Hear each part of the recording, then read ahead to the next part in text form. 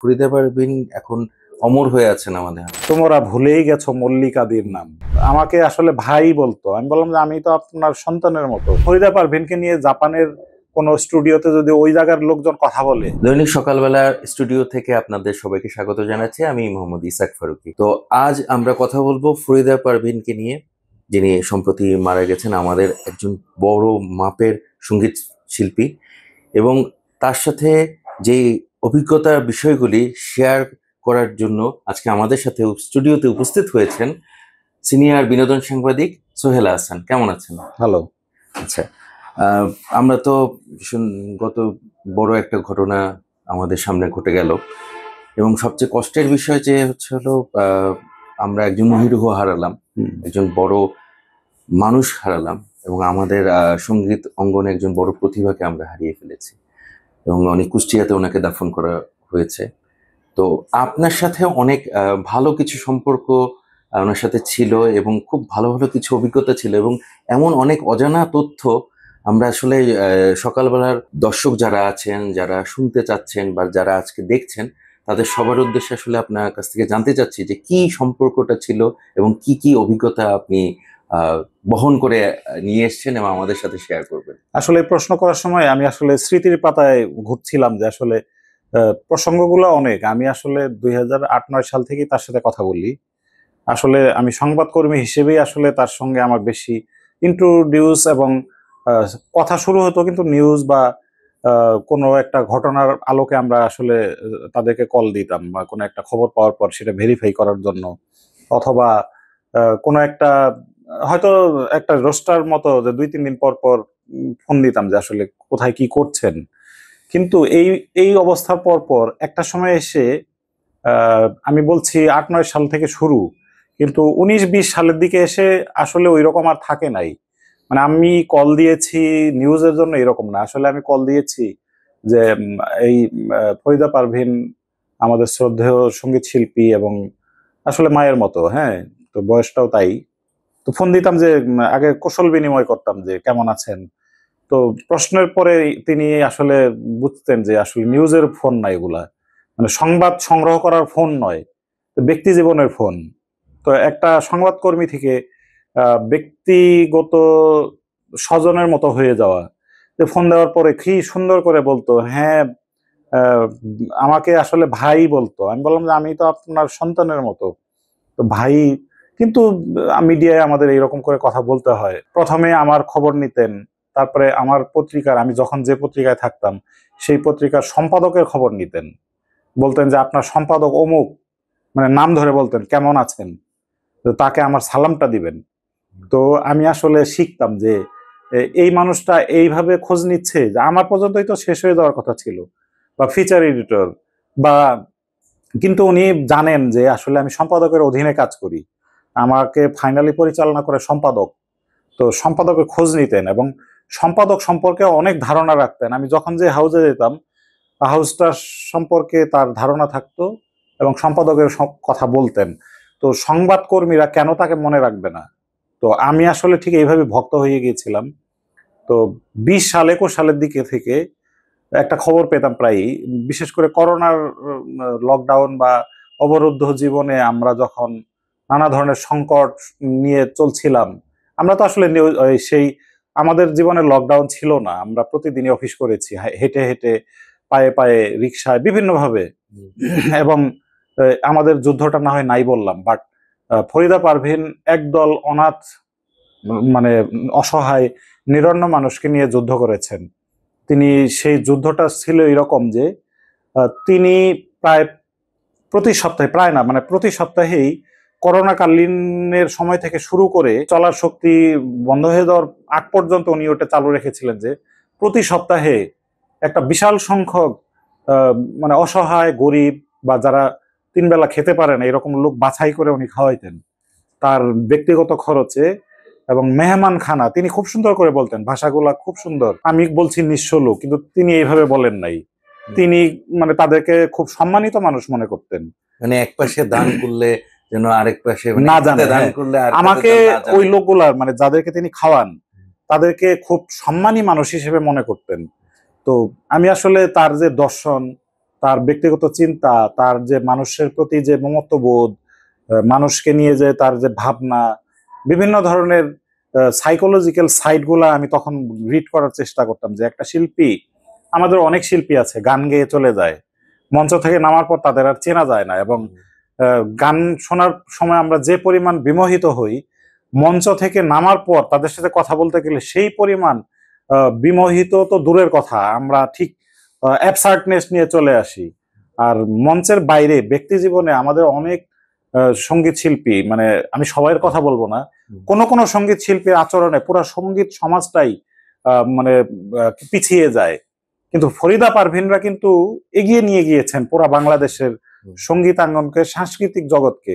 শুধু বাংলাদেশে নয়, ফরিদা পারভিন যে কাজটা করেছেন, আমি জাহাঙ্গীরনগর বিশ্ববিদ্যালয়ে পড়াকালীন একটা সমাবর্তনে উনি মানে সমাবর্তন তো আসলে প্রেসিডেন্ট থাকে, এবং সমাবর্তনে কেউ যদি গান গায় সেটা খুব গুরুত্বপূর্ণ ঘটনা। এবং বাংলাদেশে বড় বিশ্ববিদ্যালয়গুলোর সমাবর্তনে কে গান গাবে, কে কবিতা আবৃত্তি করবে, এটা একটা বড় একটা মানে স্বীকৃতি। সেই সমাবর্তনে ফরিদা পারভিনের দরাজ কণ্ঠে সেই গান, যে তোমরা ভুলেই গেছো মল্লিকাদির নাম, অথবা এই পদ্মা, এই মেঘনা, এই যমুনা, এই সুরমা নদী তটে, তারপর আরো অনেকগুলা গান, যে খাঁচার ভিতর চিন পাখি, তারপরে কি নিন্দার কাটা যদি, এইরকম, যে তারপরে সময় গেলে সাধন হবে না, যত এই সমাবর্তন মঞ্চে শুনলাম, টেলিভিশন সেটে শুনলাম, স্টেজ পারফরমেন্সে শুনলাম, বিভিন্ন মঞ্চে শুনলাম, এবং বিদেশে তিনি যখন লাইভ পারফরমেন্স করলো সেগুলো ইউটিউবের কল্যাণে আমাদের সামনে আসলো। তাই তার এই সামগ্রিক পারফরমেন্স একটু অহংকার বোধ তৈরি করে নাই। আচ্ছা, আরেকটা জিনিস আমি একটু জানতে চাচ্ছি। আপনি মানে কথায় কথায় তখন একবার বলছিলেন যে জাপানি ভাষায় ওনার গানের একটা বিষয় চলছিল, মানে একটু যদি খোলাসা আচ্ছা, করে আমি বলতেন। যেটা বলি যে জাপানি একদল গবেষক তো ওনার উপর কাজ করছে দীর্ঘদিন ধরে, মানে সেটা উনি 2008 সালে জাপানে একটা অ্যাওয়ার্ড পায়।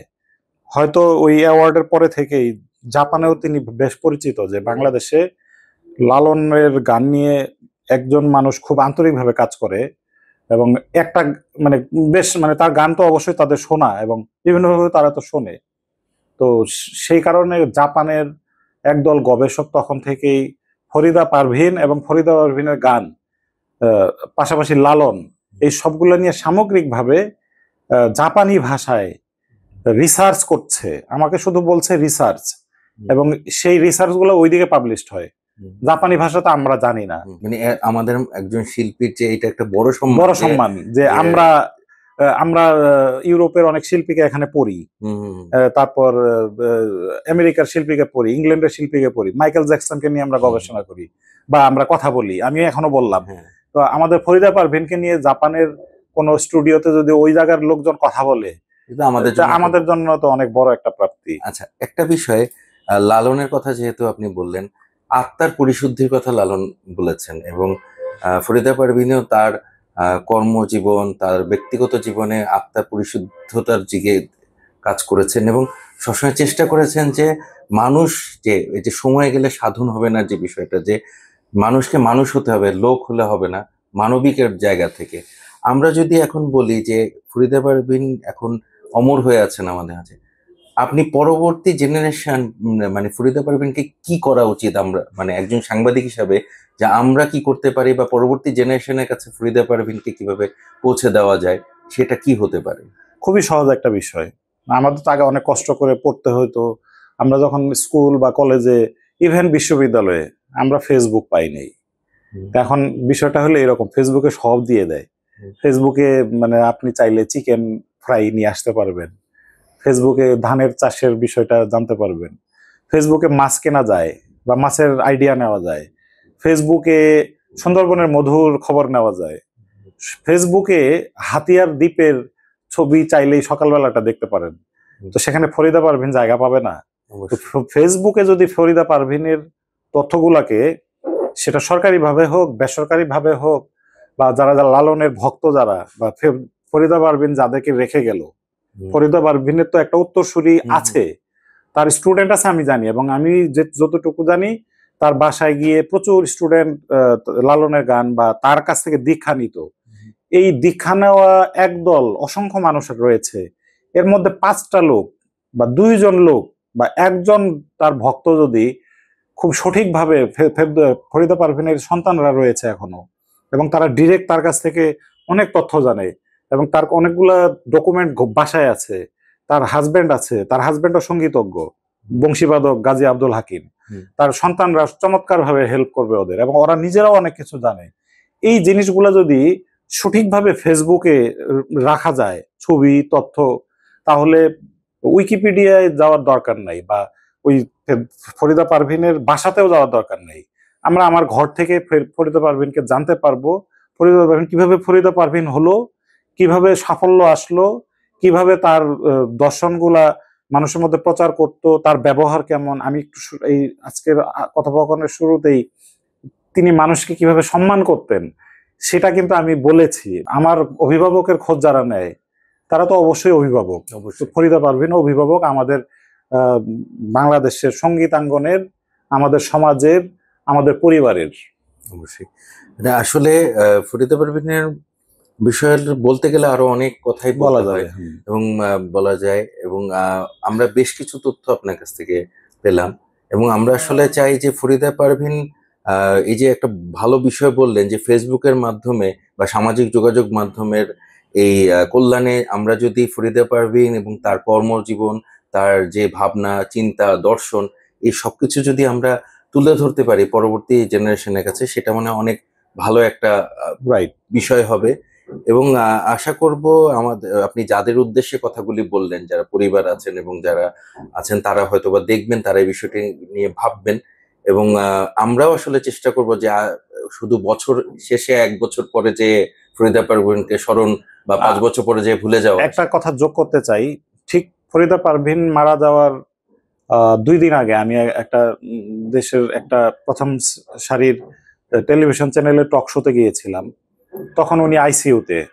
তো সকালবেলা সেই টক শোতে আমি যখন কথা বললাম, প্রসঙ্গটা উঠলো, আমার পাশে আরেকজন কথা বললো, তা আমি উপস্থাপককে দৃষ্টি আকর্ষণ করে বললাম, তো উপস্থাপক মানে আমার থেকে সিনিয়র বাট আমার আমার লাইনের, তো উনি, তাকে আমি বললাম যে আমরা এখানে ফরিদা পারভীনকে নিয়ে কথা না বলে আসলে তাকে নিয়ে, তার জন্য বা তাকে নিয়ে কোনো কাজ যদি করতে পারি তাহলে এই কথা না বলাটাও, মানে কথা বলাটার কোনো দরকার নাই। আসলে ফরিদা পারভীনকে নিয়ে কথা বলে লোক দেখায় যে আমরা তার সম্পর্কে কথা বলছি, এই জিনিসগুলা আসলে কোনো দরকার নাই। কারণ ফরিদা পারভীনের মানে আমরা যদি বাংলাদেশকে ভালোবাসি, বাংলাদেশের নদীকে ভালোবাসি, বাংলাদেশের শস্যকে ভালোবাসি, বাংলাদেশের ষড়ঋতুকে ভালোবাসি, বাংলাদেশের মাঠকে ভালোবাসি, বাংলাদেশের সবুজ প্রান্তর ভালোবাসি, তাহলে ফরিদা পারভীনকেও ভালোবাসতে হবে। কারণ তার গানের মধ্যে প্রাকৃতিক সৌন্দর্য আছে, তারপর তার গানের মধ্যে সমাজ জীবন আছে, পরিবার আছে, আধ্যাত্মবাদ আছে।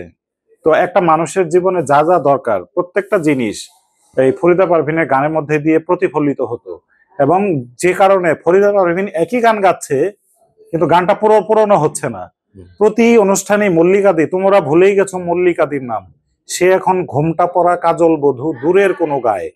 তো এই চরিত্রটা বাংলাদেশে কয়েক কোটি মানুষের মধ্যে আছে। অথবা এই পদ্মা, এই মেঘনা, এই যমুনা, সুরমা, এই 4টা নদী কিন্তু বহমান। তো নদী যদি বহমান থাকে, সেই কথা তো তিনি প্রতিদিন বলে, নদী প্রতিদিন বহমান। তারপর আরেকটা কথা বলে যে সময় গেলে সাধন হবে না। তো সময় গেলে সাধন হবে না, এটা জীবনের প্রতিটা সেকেন্ডের জন্য ইম্পর্টেন্ট, যে আমি সময়ের কাজ সময়ে করব, না করলে কিন্তু আমি পিছিয়ে যাব। তো এই গানটা কিভাবে পুরাতন হয়? তো ফরিদা পারভীন কিন্তু একই গান গাচ্ছে কিন্তু প্রতিদিন গানটা প্রাসঙ্গিক। তো তাই তার মানে এইরকম যে ফরিদা পারভীনের কর্মটা আমাদের প্রতিদিন প্রাসঙ্গিক। এই মানুষটাকে প্রতিদিন আমাদের সামনে কোনো না কোনো ভাবে আমরা টিকিয়ে রাখি।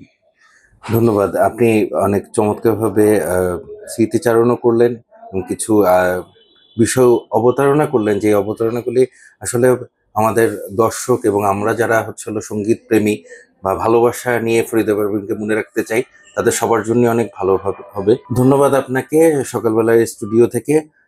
সুপ্রিয় দর্শক, আমরা আজকের মতো শেষ করছি। সোহেলা হাসান এতক্ষণ ছিলেন আমাদের সঙ্গে, আমরা কথা বলছিলাম একজন মহিরুহ ফরিদা পারভীনকে নিয়ে। সবাই ভালো থাকবেন, সুস্থ থাকবেন।